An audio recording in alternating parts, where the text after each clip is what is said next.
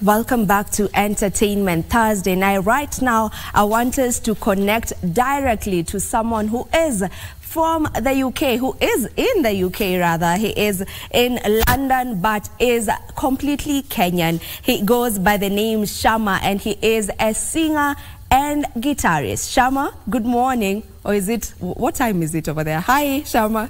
Good morning. It's 5:30 in the morning. Okay. So still dark, still cold, but we're here. It's pretty early. It's pretty early for you. How are you doing? Yeah, good. Niko sawa, tunaendelea. Weather iko vipi huko? Manake huku baridi, it's quite cold over here for us. Actually, kumekuwa na joto, but the last 24 hours, mvua imenyesha sana. Sana. All right. For the people who are getting to know you and meet you for the very first time, if I could just give you the opportunity to introduce yourself to us and let us know what you do. So, my name is Shama. I'm a guitarist and singer who specializes in Swahili Rumba music and other styles of East African music. Some of you might remember me from when I was in Kenya. I used to run a big band called Orchestra Masika Africa, where we played Rumba music. And in the UK, I play Kenyan music, Congolese music, Cuban music, and similar styles of music. So that's what I do. You mentioned Orchestra Masika Africa. What happened to the group? You are the leader of this group. What happened? Why did the group get disbanded? So we were active between 2015 and 2019. In 2019, I got some opportunities to come to UK and work and study, so I decided to take them. And, of course, sometimes when the figurehead is gone, keeping people together can get quite difficult. And, of course, COVID happened, na hizo shida zote. So the guys, disbanded, but they're still around. Bado wanacheza muziki. Is it difficult, or how easy or difficult is it for you now that you are working in a band, or rather with a band, but right now you're doing your thing solo? How difficult is it for you?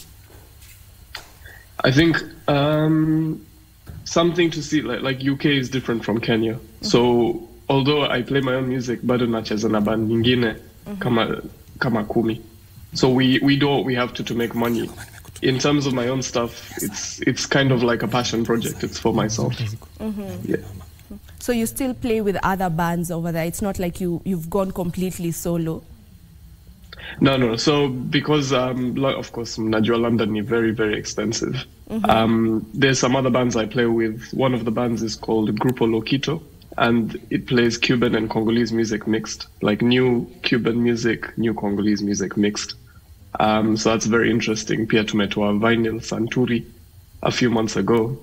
And of course, there's some other, friends of mine or people I work with that I play with from South Africa, Zimbabwe, and yeah. Yeah. What difference maybe have you witnessed from working as an artist here in Kenya and now, crossing the borders and working as an artist in the UK? Maybe some differences that you can point out for us? So I think with everything in life, it's always easier to think the grass is greener on the other side. But there's some advantages of Kenya. For example, what we did with Masika Africa, we couldn't do in UK.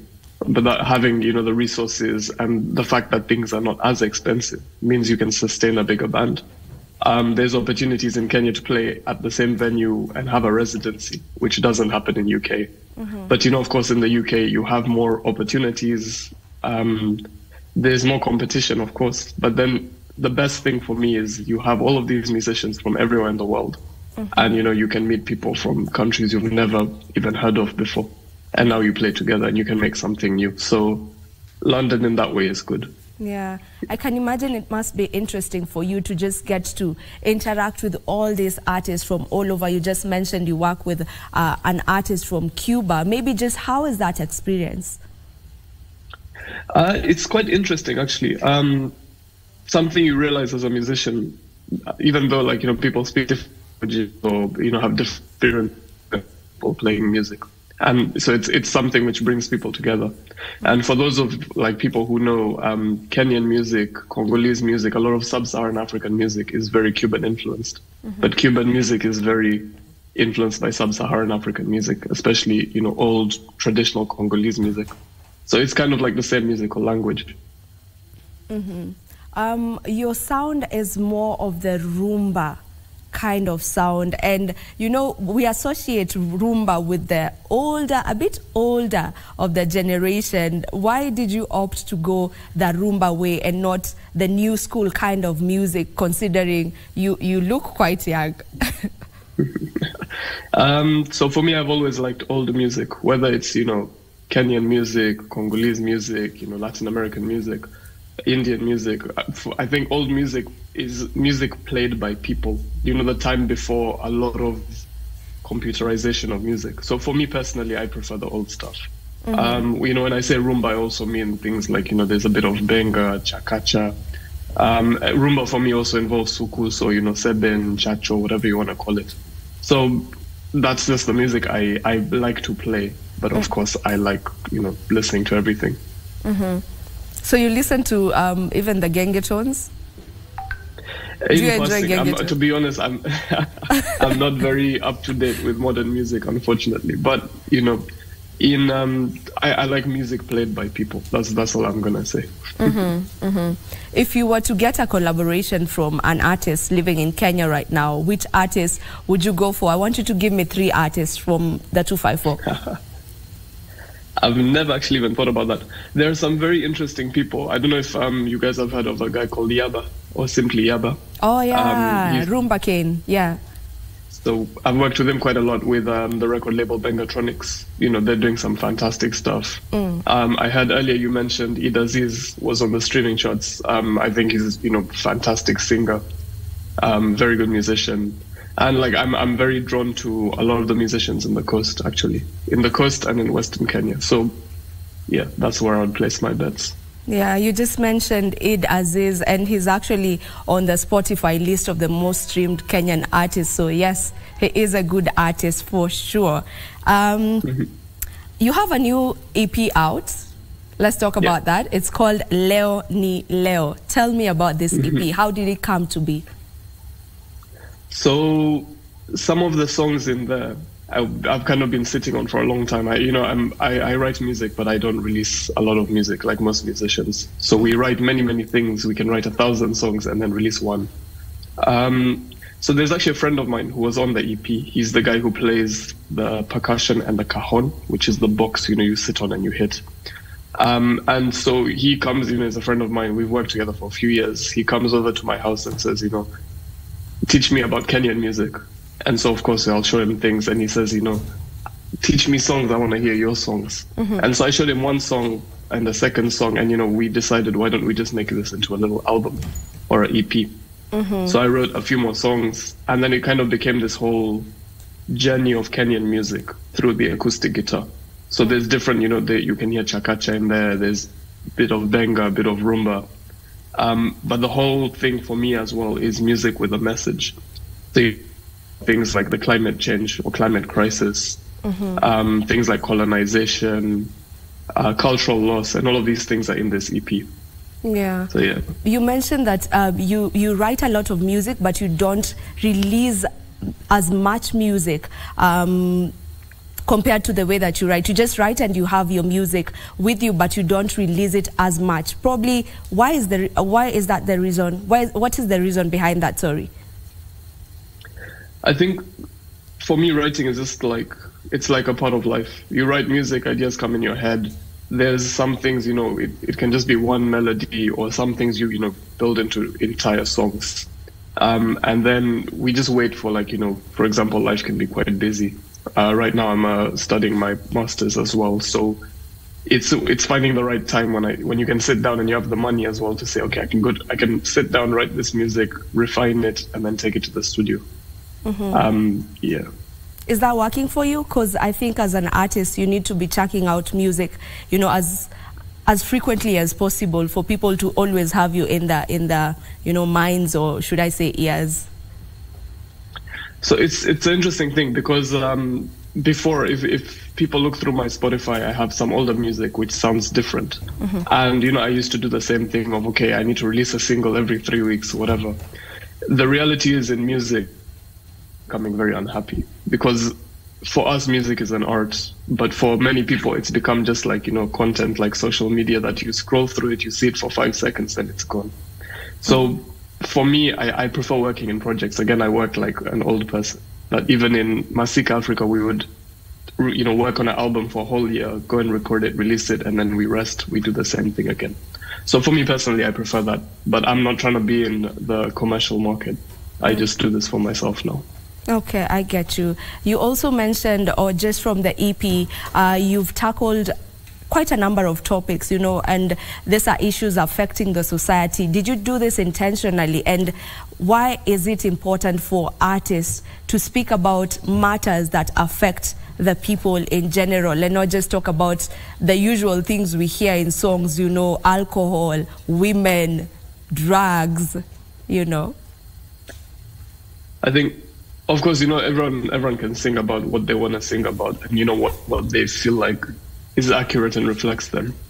But I think also there's a difference between commercial music, music made to sell, and like, other kinds of music, like they could be traditional music and so on. For me, of course, I believe music is very powerful.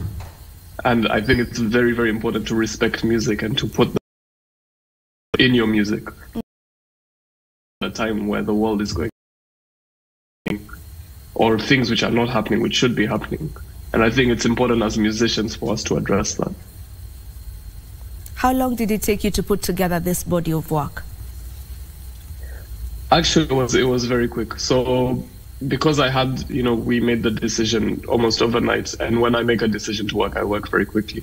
So I was in Kenya in April to do some research. I came back in May, June, July, everything was done. So all the music was written, recorded, rehearsed, released, and now we have some performances for it coming next month. Okay. Have you worked with other artists on this particular EP? So this EP is under my name, but of course, you work with so many people to make music happen. So the main person who I started this with is the guy who plays drums with me. His name is Sam Peroli, and he's Portuguese. And then I involved another friend of mine called Tawanda Manika from Zimbabwe, who played the bass. And then, the guys producing it, there's a guy called Ernesto from Venezuela. The guy's doing the video, mixing, mastering. There's so many people involved in the project. So, yeah. Yeah. And I've also realized that all your song titles are in Swahili. There's Ukoloni, there's Kazi, there's Ngoma Zetu, there's Naelewa, there's Mapenzi ya Pesa. Was this intentional? Yeah, so I personally choose to sing in Kiswahili. I do speak many other languages, but I only sing in Kiswahili mainly. And that is, intentional. I think everyone is trying to sing and mix languages, and, it's fine for anyone. Everyone can do, what they think is right for themselves.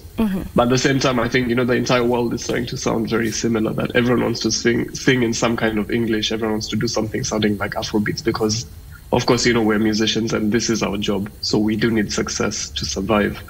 But for me, I like to do what I feel in my heart is right for me. And as I said, so again, I'm not looking for commercial success, but I'm looking to do what I want to do. Yeah. Maybe how is the Swahili reception in the UK? It's interesting because what happens is wanakuweka kwa world music market. Yeah. So in some ways, that's quite a big industry as well. Because you sound different, you're speaking a language people don't know. Yeah.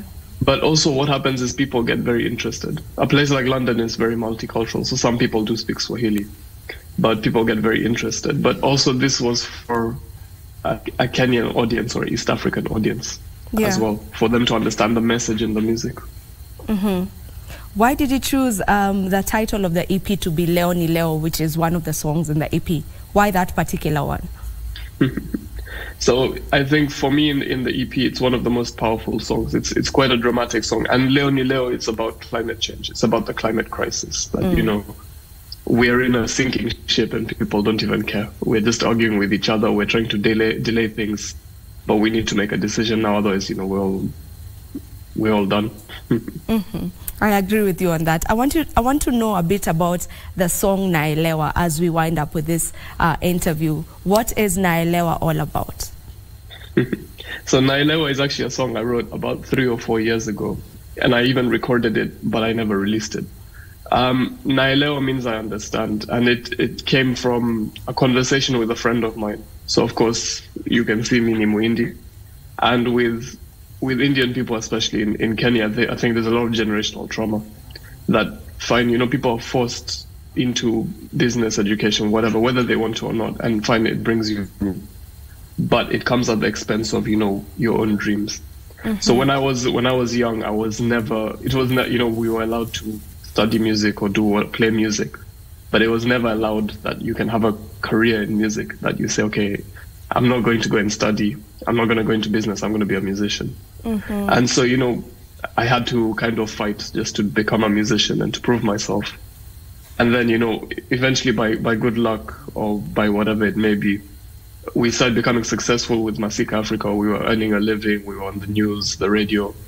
And then suddenly those people who told me when I was young, you can't do music, you have to go and get a real job.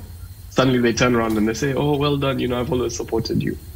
And so it's kind of a song about that. Like, I'm saying that I understand people are not bad, but, the world has broken their own dreams. So mm-hmm. That's what that song is about. Mm-hmm. I'm curious to know what you're studying. You say that you're doing your master's. What is it in? What is the master's on? What are you studying? So,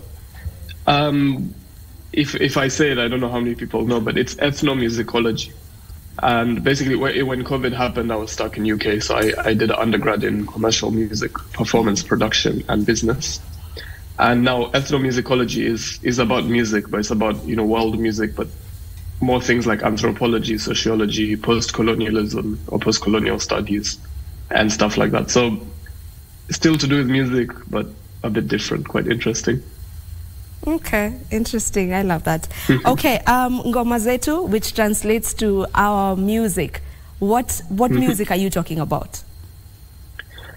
So, cheza benga, cheza rumba, cheza chakacha, isikuti, mwanzele.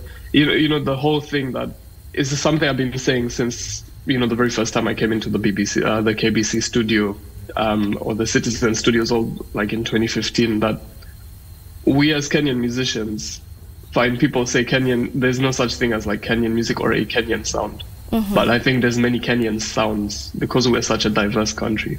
And, it's great that, we try and play all this kind of music. People play reggae, jazz, blues, but it shouldn't come at the expense of our own music. What about rumba? What about benga, chakacha, isikuti? All of these, these styles of music, which are Kenyan music, which, people are forgetting, or they're saying, oh, this is, it's not sophisticated, it's rural, but this is very good music. Mm-hmm. And if you look anywhere in the world, the people having success with music, the countries mm-hmm. having success with music are playing their own music.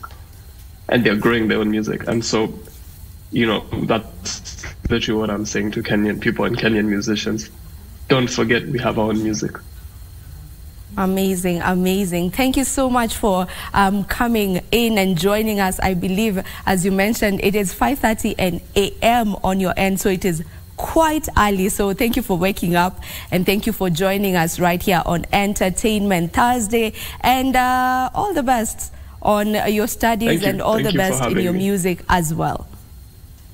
Thank you. Okay, now that was Shama coming through from the UK. He is speaking to us, or he was speaking to us rather, from the UK. And as we've heard from him, he is all about that authentic Kenyan sound. And I love when artists just decide to do our own sound. For the longest time, we keep complaining that Kenya has no sound. We keep complaining that we are always borrowing from Tanzanian, from the Tanzanian side, which is bongo music. We keep complaining that we keep borrowing the South African sound, the amapianos, the kwaito kind of sound. We keep complaining that we are borrowing too much from the Nigerian sound. But as Shama is doing, what about our sound, the authentic kind of sound, from the rumbas to the chakacha? Actually, chakacha is totally our sound. The likes of chakacha, the likes of rumba, these are our authentic sounds that I feel like most artists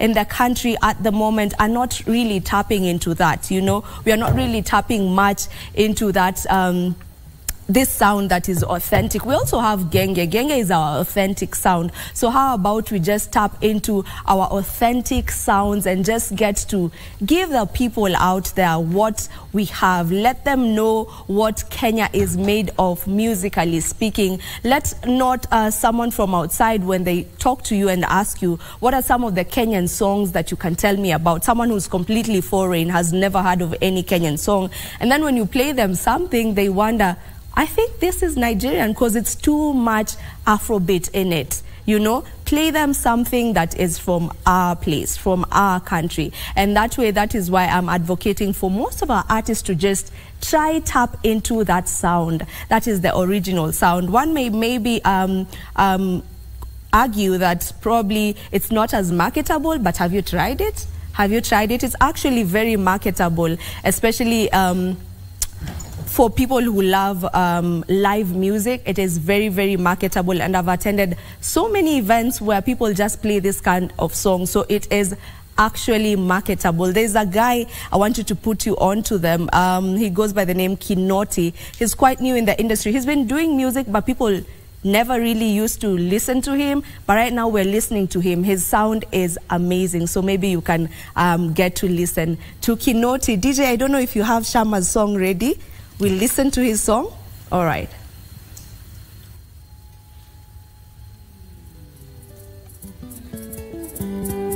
Tribute to Franco Luambo Macchiati.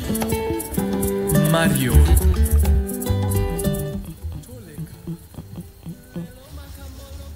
Okay, I guess that that song is not ready. DJ, I don't know what you have to say about the fact that we should get into our authentic music. Sisemi zingine ni mbaya. It's okay, actually we love it as well, but I'm just calling upon other artists to get in so that we can have more authentic Kenyan music. Hata hizi zingine ziko sawa, wenye wanafanya hizo wafanye, but we have more artists who actually give us the chakachas, the rumbas, you know.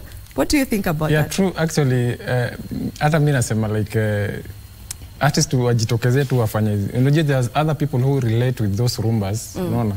Like walete hiyo rumba in a modern way, unacheki. So that wale wakitabe pia wako related na those kind of music. Yeah. I can urge them because tusirely sana kwa hii generation Gen Z peke yake. Yeah. Because kuna wengine pia like our parents for now. Kuna songs zingine za Gen Z they can't listen to, but ukikam up like you are when Gen Z, lakini unatoa song yenye uko related na wale wase wa kitambo, it can be very something that's nice, very nice. Yeah, and you can still make it modern. Unajua kuna wimbo kama Rumba Japani. Yeah. It has the rumba feel, but it's still modern. There's also what Wanavokali do. They also have the authentic Kenyan sound with a modern touch. Yeah, so you can still make it modern and upbeat, and we can still vibe to it, right? Yeah. I believe that song is now ready. We listen to Shama's song. Okay, so we go on a break. Okay. All right. Entertainment Thursday still continues, and we would love to get to hear your feedback on what you feel about this particular topic. That I can actually go on and on this topic. But DJ, there are artists who complain that when they make this kind of songs, you don't play them. DJs don't play them. Why? You know, when you go for shows, you don't play this kind of music. We do play them. It will depend on the event pia. Because these songs we cannot play them in every event. But nikienda kwa event that we require such kind of music, I have them. I will play them. But not every event. Not every event. So. But I believe that's the case with every song. So watu watoe tu hizo ngoma. There's a market for every kind of every genre. Kind of music, yeah. Okay. Basi msiogope kutoa music, just release the music. Itapata market yake vizuri sana. Amazing. Yeah. Let's listen to Shama's song. 5-4. Rebound is a goal.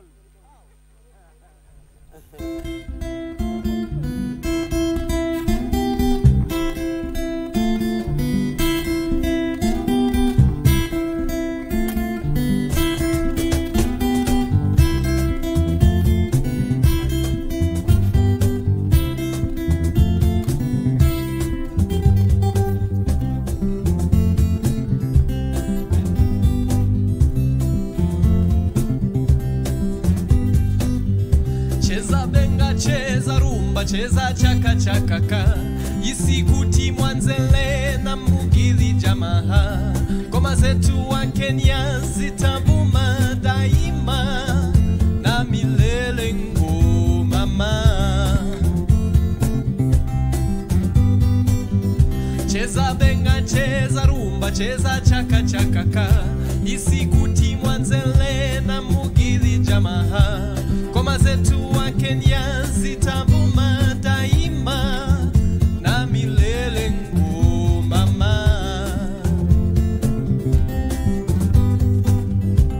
Bona tunaiga ya kigeni, bona tunakuwa kama fotokopie. Sisi pia tuna